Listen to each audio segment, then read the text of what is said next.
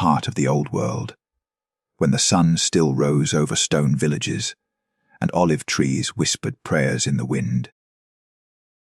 There lived a boy who would one day carry the wounds of Christ. His name was Francesco Forgione, but the world would come to know him as Padre Pio. His story is one that walks the line between the seen and the unseen, between the silence of the earth and the voice of heaven. From the day he was born, on May 25th, 1887, strange things surrounded him. The midwife who delivered him said she felt an unexplainable warmth in the room, as though an unseen fire glowed around the child. His mother, Maria Giuseppa, would later tell the priest that her son often smiled into empty air, as if speaking with someone only he could see. And as the years passed, it became clear that Francesco was not like the other children. He was quiet, withdrawn, often found in corners, whispering prayers far beyond his years.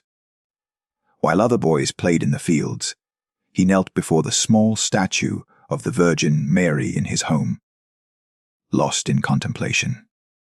But what made him most unusual were the visitors, unseen guests who came in the stillness of night. When he was only 5 years old, his mother once entered his room to find him sitting upright in bed, eyes fixed on a corner of the room glowing faintly with light. "Mama," he said softly, "don't you see them? The angels are singing." It was not the imagination of a child. Even then, something beyond this world had already placed its hand upon him. As he grew, these heavenly presences never left him. He spoke to them as one might speak to a friend. He would later write, "I have always had the company of my guardian angel. From my earliest years, he has never abandoned me." When Francesco entered the Capuchin monastery at Morcone at the age of 15, the rhythm of monastic life deepened his union with the divine. Yet even there, amid the simplicity of the friars, the young novice stood apart. Other monks noticed how he would stop mid-task, eyes lifted, as though listening to a voice only he could hear. One evening, Brother Antonio found him alone in the chapel, his face radiant with light, rather.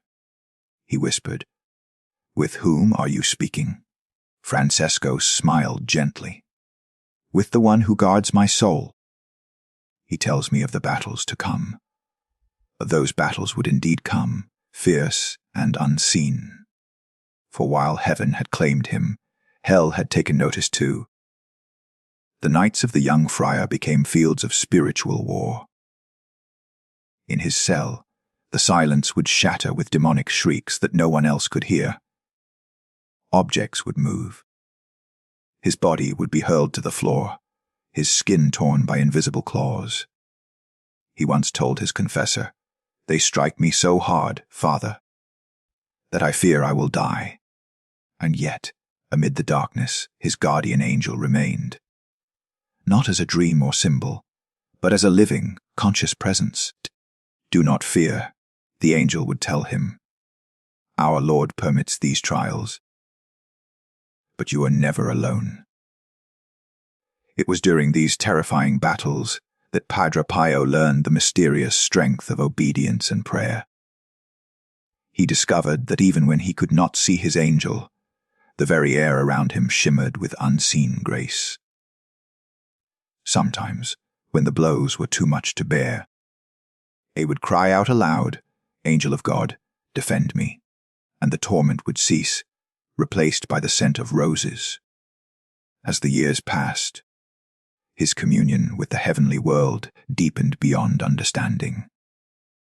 He could see souls in purgatory asking for prayers. He could sense sins in confession before they were spoken. But always, always by his side, unseen to others, was the angel. One of the most extraordinary accounts came during his years in San Giovanni Rotondo, the monastery that would become his lifelong home. There, Witnesses began to notice strange phenomena around him. Letters arrived from across the world, and though Padre Pio knew no language other than Italian, he read and replied to them in French, Spanish, Greek, even Croatian. When others asked how this was possible, he smiled faintly. My guardian angel translates for me. Indeed, countless stories emerged. A young soldier in World War, I once prayed to Padre Pio from the battlefield, begging for help. He later testified that in the midst of shell fire, a friar appeared beside him, guiding him safely to cover. When the soldier later met Padre Pio and told him the story, Pio simply replied, "You should thank your guardian angel. He is quick to travel when sent." For Padre Pio, the invisible world was not distant. It was nearer than breath itself. His guardian angel was his companion, his messenger, and his protector. He often told his spiritual children, "Send me your guardian angels. They travel faster than letters." And indeed, many who prayed to him would later describe dreams or sudden comfort, as though an unseen presence had visited them in the night. But there were also moments of silence, when even Padre Pio felt abandoned. One night, after a fierce demonic attack, he cried bitterly, "Where were you, my angel? Why did you let them strike me so cruelly?" And the angel appeared, radiant yet sorrowful, saying, "Forgive me, Padre. The Lord permits these sufferings for your sanctification. Never doubt, I am always near." Those words would echo through his soul for the rest of his life. In the years that followed, Padre Pio's life became a bridge between heaven and earth. The stigmata, the wounds of Christ, appeared on his hands, feet, and side. Bleeding but never infected. Doctors could not explain them. People traveled from continents away to see him, confess to him, or simply to touch the hem of his habit. He could read hearts, heal the sick, and bilocate, appearing in 2 places at once. Yet he always said, "It is not I, but my guardian angel and the Lord who act." There are letters that survive, written to his spiritual director, in which he describes conversations with the angel. "He is playful sometimes," Padre Pio wrote. "He smiles when I am impatient, and he teaches me to love souls as God does. When I send him to console those in pain, he returns with joy and tells me their prayers have been heard." One such letter recounts a night when a penitent in Turin could not sleep, burdened by sin. In despair, she called upon Padre Pio silently from her room. That same night, she dreamed of a shining being placing a hand upon her head and whispering, "Peace be with you." The next morning, a letter arrived from Padre Pio. "Your guardian angel told me of your tears last night. Be at peace. You have been forgiven." How can such things be explained? How can one measure the invisible movements of grace? The friars who lived with him grew accustomed to his mysterious life. They would sometimes hear him speaking aloud in his cell, though no one was there. Once, a brother entered and asked, "Padre, with whom are you talking?" He answered simply, "With my guardian angel. He brings me souls in need of prayer." At other times, they would see him pause mid-step, his eyes turned toward a distant point, as though hearing news from another world. Once, during a confession, he suddenly stopped, his gaze turning upward. After a moment, he smiled and said softly, "Yes, I understand." When the penitent asked what had happened, he replied, "Your angel just told me the rest." The relationship between Padre Pio and his guardian angel was one of profound intimacy, not worship, but friendship born of divine order. For him, the angel was not a symbol, but a messenger of God's mercy, an ever-present reminder that heaven watches even the smallest souls.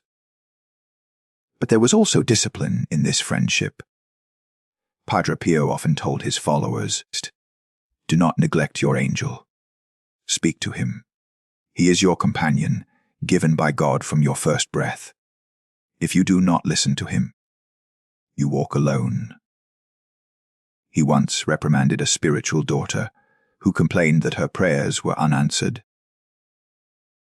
"Why do you not send your guardian angel to me as others do?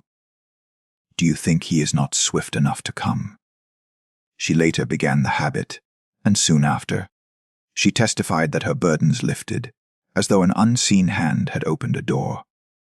By the late 1940s, Padre Pio had become a global beacon of faith, and with fame came scrutiny. Some called him a fraud, others a saint. The Church investigated him repeatedly, uncertain how to classify the unexplainable. His wounds were examined, his letters analyzed, his movements monitored. Through it all, Padre Pio remained silent, obedient, his gaze lifted to the unseen. When asked once how he endured humiliation, he said quietly, "I am never alone. My guardian angel comforts me when men misunderstand." As old age crept upon him, his communion with heaven grew ever closer. Witnesses say that at times, a fragrance like violets or roses filled his cell.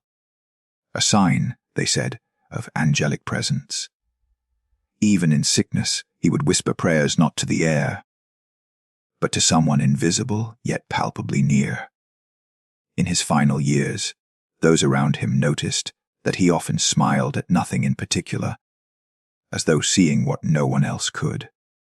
When a fellow friar asked him what he saw, he replied, "My angel. He has come to tell me that my journey is almost done." On the night of September 23, 1968, the friars of San Giovanni Rotondo gathered outside his room. His breathing was shallow, his lips moving silently in prayer. Then a faint smile crossed his face, a look of recognition, of reunion. And he whispered his last words, "Jes, Maria." Those who were there swore they felt a sudden stillness, a lightness in the air, as if a gentle wind had passed through the room. Some said they heard faint singing, distant but celestial, as if unseen voices carried his soul home. And perhaps among those voices, one was closest. The voice of his guardian angel, who had watched over him from cradle to grave, guiding him through darkness into eternal dawn. In the years since, the world has tried to explain Padre Pio, the wounds, the miracles, the bilocations. But one truth remains unmeasurable: the intimate companionship between a soul and the messenger God entrusted to it. Raised, those who study his life are left with one haunting lesson: that heaven is nearer than we dare believe, that every soul, however small, walks with an invisible guardian whose task is both tender and fierce. Padre Pio's life was not the story of a man alone in holiness, but of a friendship that bridged earth and eternity. Even now, pilgrims who visit his shrine in San Giovanni Rotondo speak of feeling an unseen presence, a peace that seems to linger in the air, as though the angel of Padre Pio still keeps watch. And if one listens closely, in the hush of prayer, perhaps one can still hear that whisper that guided him all his life: "Do not fear. You are never alone."